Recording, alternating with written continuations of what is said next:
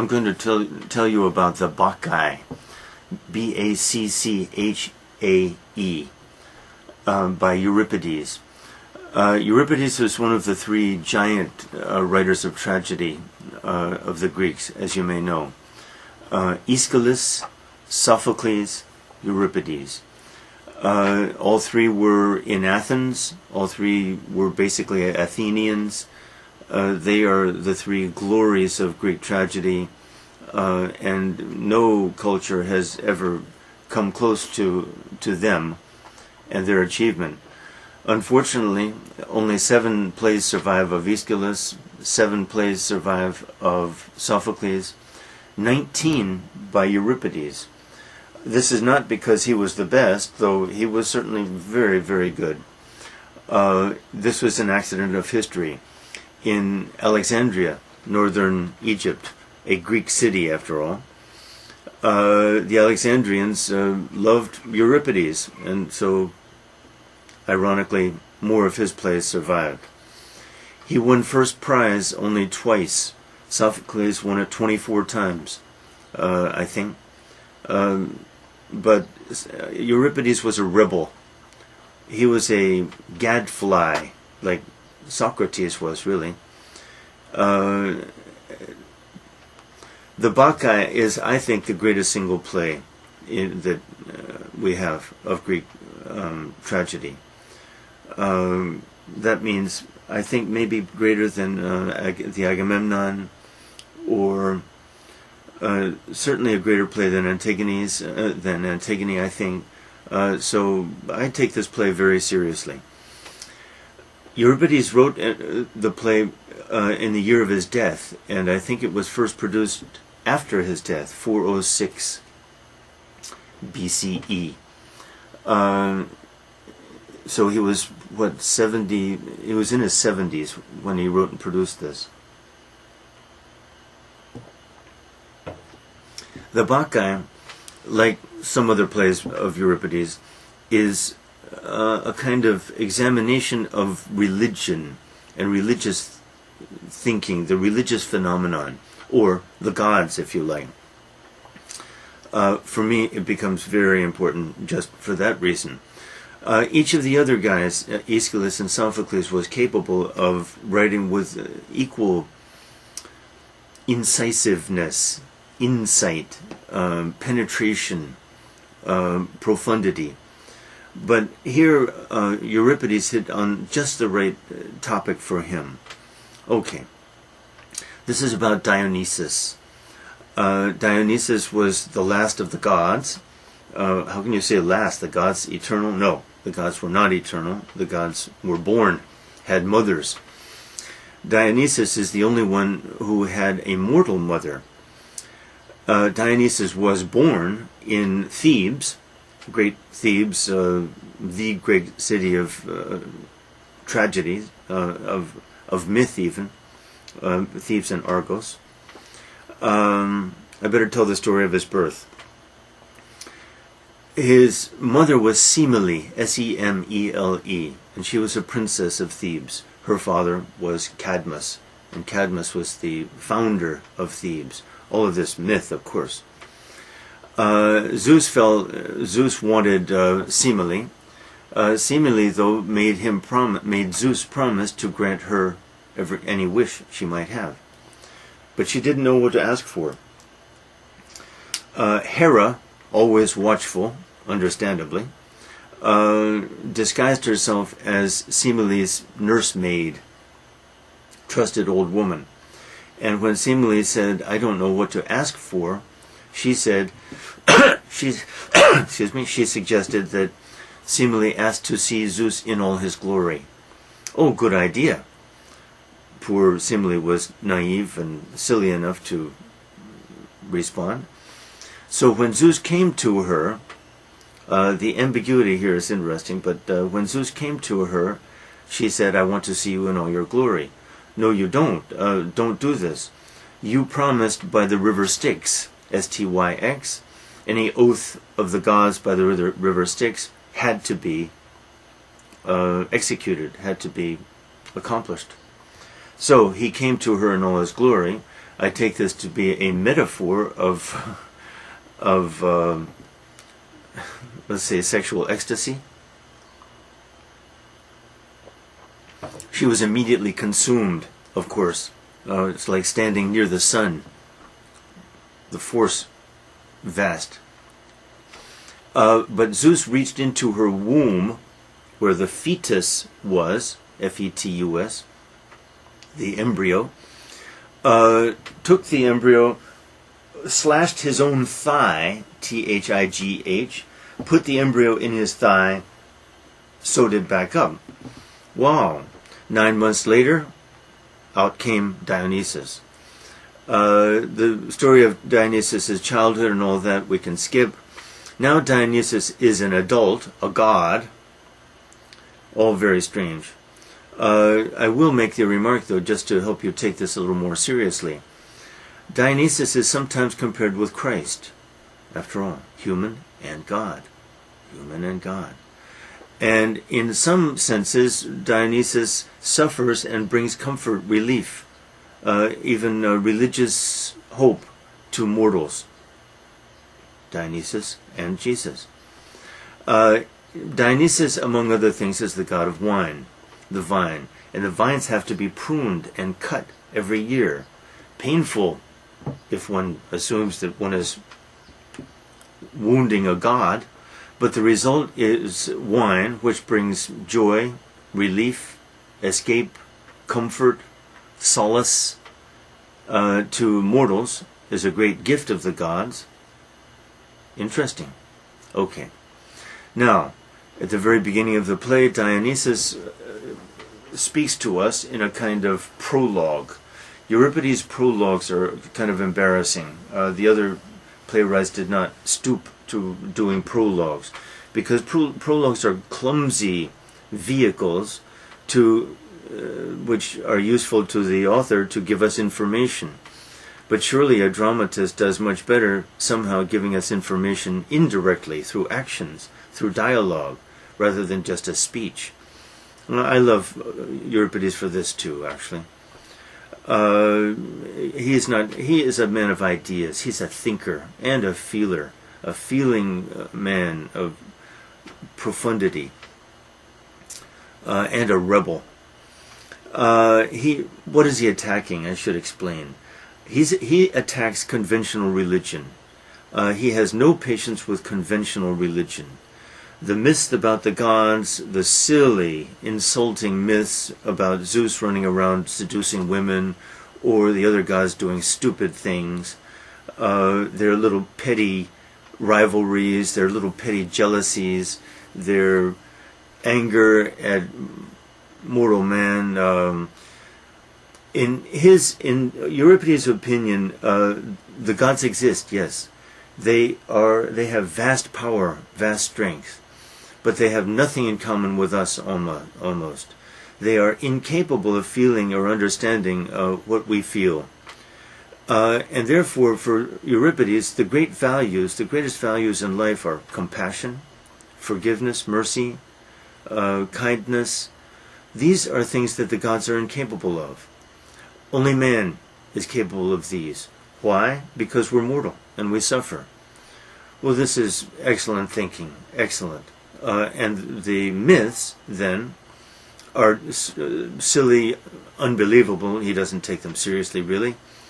But he does take the gods seriously, and he does believe, I think, that the gods are so distant from us, so obscure and inscrutable and incomprehensible to us, that conventional religion is embarrassing. I agree. Okay. At the beginning of the play, then, Dionysus says, "Here I am in Thebes. I'm returning to the place of my birth."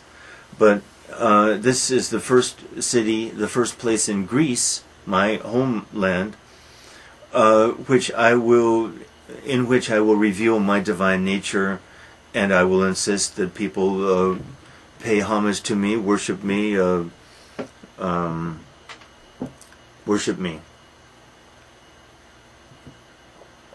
But already when I came here, my own aunts, that is, the three sisters of my mother, remember mother was killed, have refused to worship me.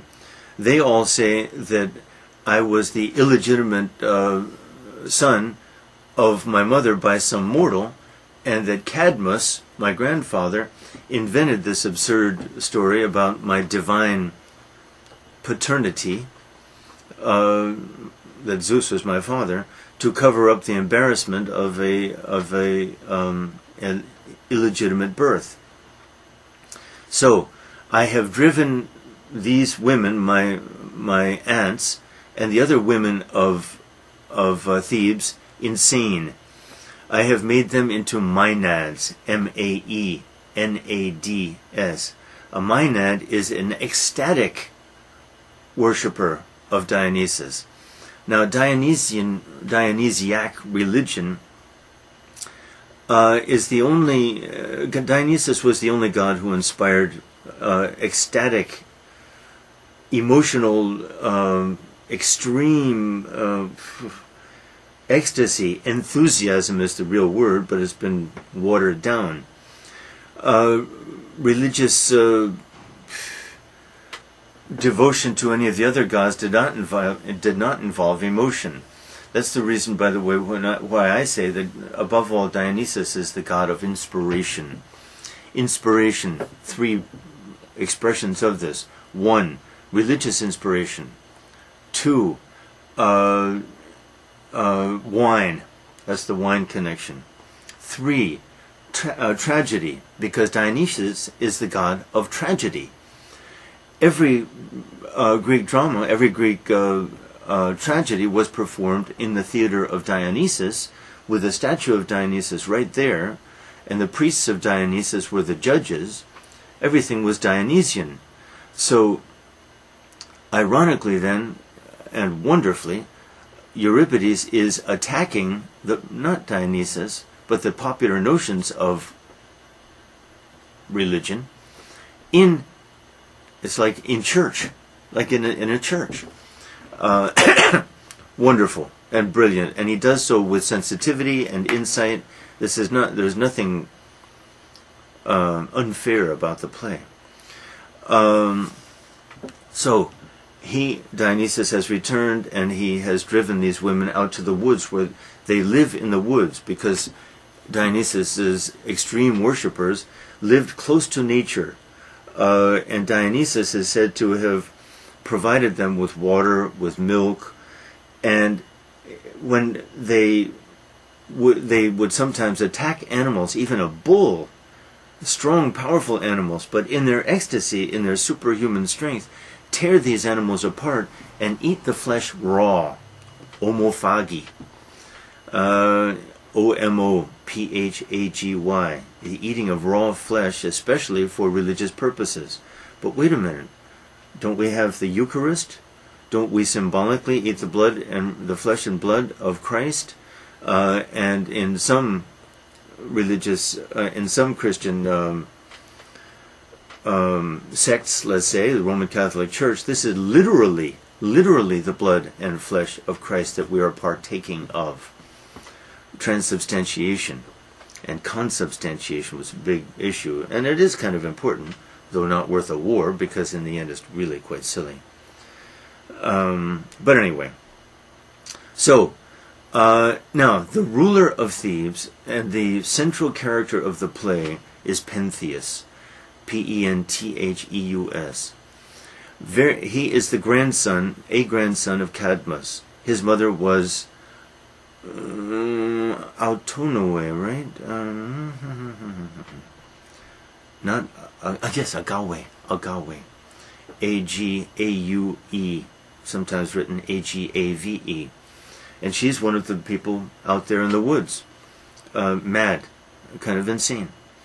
And that's another very disturbing thing about Dionysus, that is, he has the capacity to get inside. He works inside the human being. He changes the mind and makes the mind incapable of seeing anything or of seeing reality, assuming reality. Okay, very disturbing. So, Pentheus. Now, Pentheus, I think it's very important to realize that Pentheus is maybe 17 years old. Is this believable? Not very, but there it is. He's about 17. He's a boy at the edge of adulthood.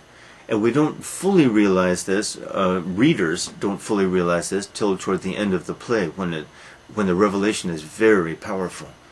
Of course, if we were to see a performance, then there he is, the quite young boy man. We would be struck by this right away, but readers are not. It's one way in which reading this play is very powerful. Okay, Pentheus hates the idea of Dionysus, this upstart impostor. He refuses to accord him any divinity or any respect or obeisance or reverence, and he is going to stamp out this movement. Now, he's a 17-year-old boy, and he's presented, as one critic says, as a dark Puritan. That is, beneath the external lies a fear of and hatred of sexuality, the body, emotion.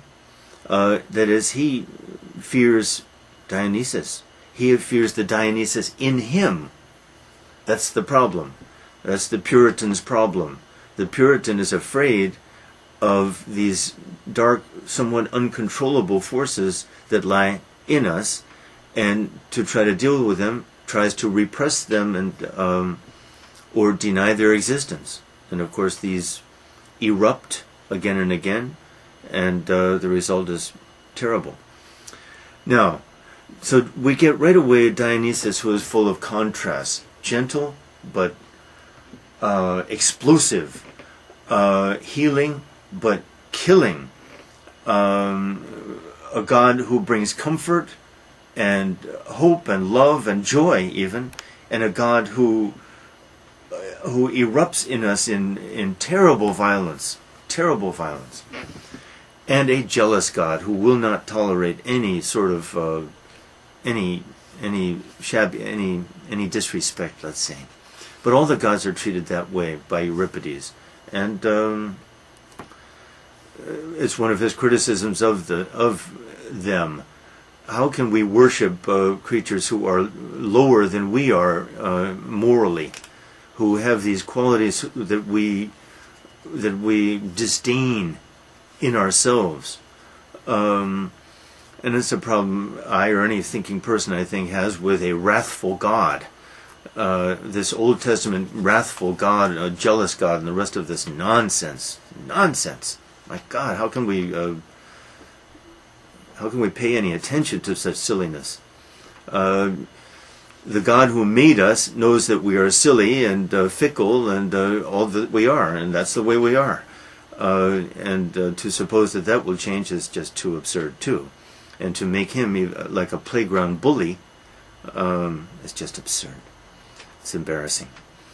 But in our attempt to take literally and to take literally Scripture and everything that these authors, sometimes very silly and corrupt texts and the rest of this, wrote is absurd, and Euripides would say the same thing. Okay, so I better move on here. Early in the play we get Pentheus. Pentheus says, I'm going to stamp this out. This behavior is intolerable. Along come his grandfather Cadmus and Tiresias, my God, the great Tiresias, the great seer, S-E-E-R, the prophet, the brilliant priest of Apollo, by the way. And they have put on their Dionysiac outfit, and they are going to dance and welcome Dionysius. My God, what's going on here? Euripides is certainly satirizing the Delphic accommodation of Dionysian religion. Because at Delphi, the priests of Delphi, Apollo, did something very intelligent. They saw that this ecstatic religion, which was so democratic really, because Dionysian religion knows nothing about educated, uneducated, rich, poor, men, women. It's a democratic religion. Everyone is welcome and everyone reaps the benefits of worship of this god. The Delphic priests were very clever, and rather than oppose this religion, they welcomed it, turned over their facilities to the worshippers of Dionysius during the winter months, 3-4 months maybe, of the year, thus removing the threat, eliminating the threat. The only parallel I know, I mean there may be others, but a great parallel was the Roman Catholic Church in Pope Innocent III, who around 1215, rather than try to stamp out Franciscan religion, St. Francis, the greatest of all the saints, and his very similar ecstatic movement, welcomed him into the church, created the Franciscan order, and thus removed any possibility that this new religion would threaten the established religion. Unfortunately, religious leaders have not been this intelligent this often, and the result has been the chaos of religious history. But those two moments are very remarkable.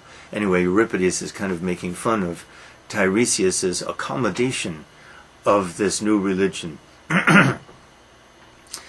Does Tiresias take Dionysus seriously? No. Does Cadmus? No. Cadmus is proud that his grandson, he sees this as a glory for the family, an aggrandizement of the family. Both of these men are prudential. They are sly, cunning. Are they moved? Do they believe? Not at all. Of course not. For them, this is business. And they're clever at it. Very good. And the play implies, really, that Dionysus has no problem with that either. And that's interesting. Okay. So, Pentheus, the angry young man, he sends his soldiers out to arrest this Dionysus, and in he comes for the first of 3 great interviews. First interview. By the way, Dionysus has long, beautiful hair, effeminate, is beautifully dressed, effeminate, has soft white skin, is sexually ambiguous.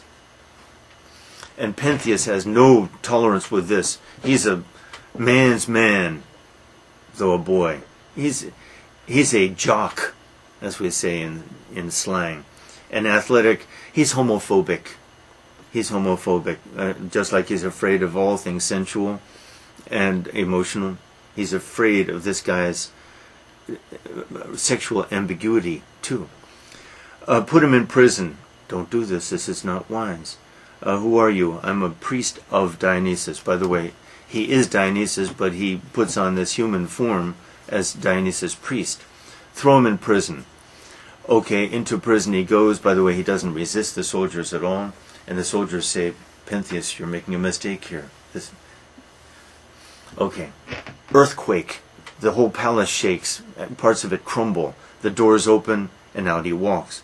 Pentheus, very disturbingly, runs after a bull, tries to catch the bull, thinking the bull was Dionysus.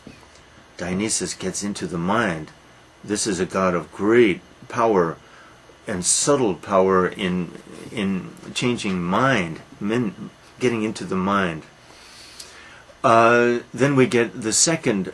First a herdsman from the woods comes in and tells Dionysus, I watched the women out there. Oh, really? What were they doing?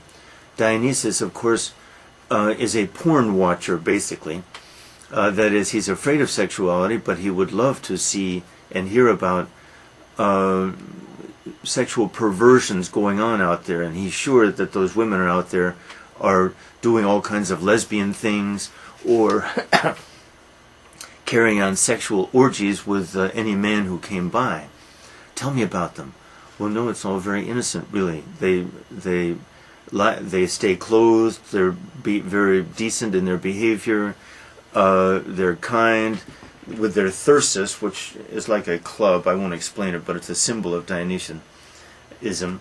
They strike the ground and milk comes out. They don't even drink alcohol. Be careful, Pentheus. There's nothing at all immoral going on here, but Pentheus won't believe it. Then we have the second interview with Dionysus.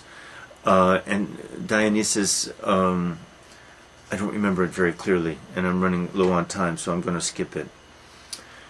And it's not too important. Then some interval. The choruses, by the way, are great in this play. I've read this play in Greek. I haven't read many in Greek because they're so hard, but this one is wonderful.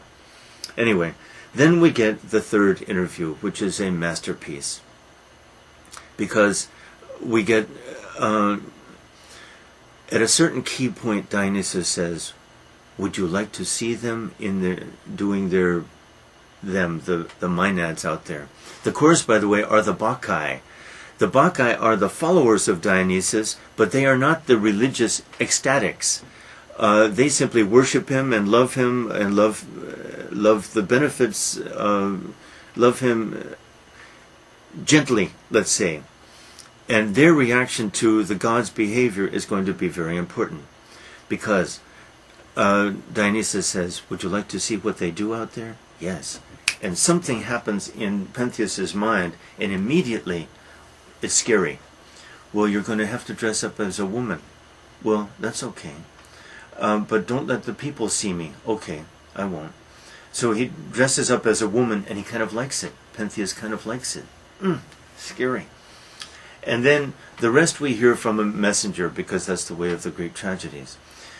Dionysus leads Pentheus not around the back of the city, but straight through the central street, and everyone sees Pentheus. But Pentheus doesn't understand that everyone's looking at him. He's lost his mind. Then the messenger tells us the three of them went out to the woods. Pentheus saw them from a distance, and Dionysus says, "Here, get into this tree, and I'll let you watch."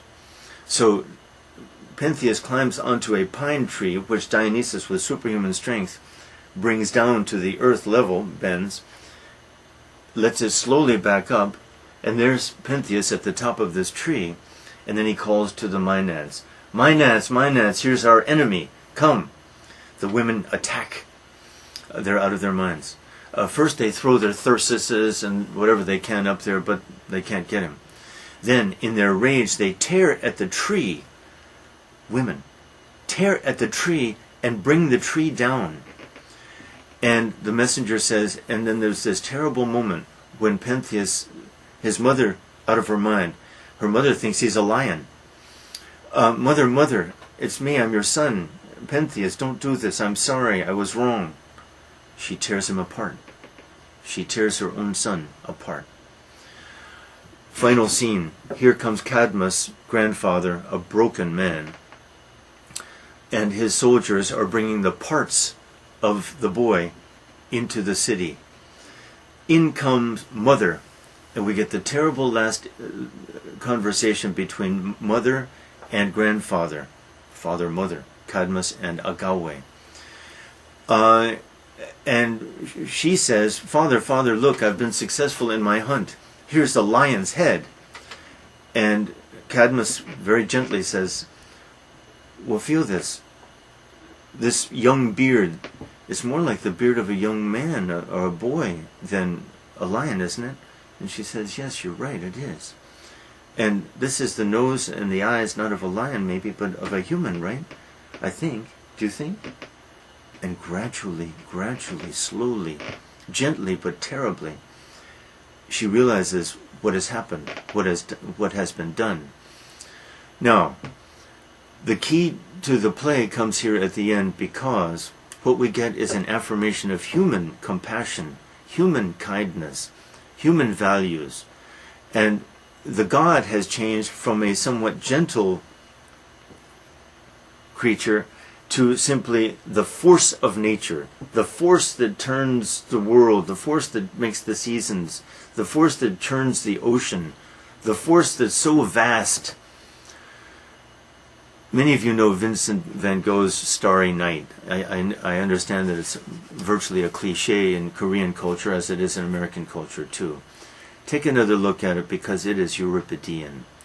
The force of that sky, the vast power up there, the little human habitation down below, the little human church timidly sticking its little steeple up, that power unknowable unknowable, unappeasable,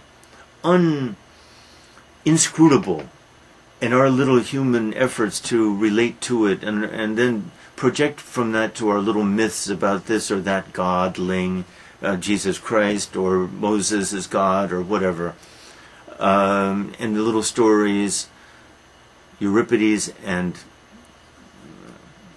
Vincent in this case. We get the affirmation at the end of human values like compassion and gentleness and forgiveness. The repudiation of the angry God, the all-powerful God, the immortal God who, after all, does not suffer, not really, does not die, of course, knows nothing about the fear of death, knows nothing about our human mortality. A powerful, powerful play with powerful ideas. Treats religion gently, treats religion well, takes seriously the ecstasy that the worshippers feel, takes seriously the gentle side, but also takes seriously that terrible side, and the incommensurability. It doesn't fit. When we realize that this is a boy, the punishment of that boy and the punishment of his mother is far in excess of what the boy did. So the boy was a stupid little teenager. Did he deserve this? So the mother was a jealous sister. Did she deserve this? Terrible, terrible, excessive, unworthy of worship, of adoration. Euripides, great play, the Bacchae. Thank you.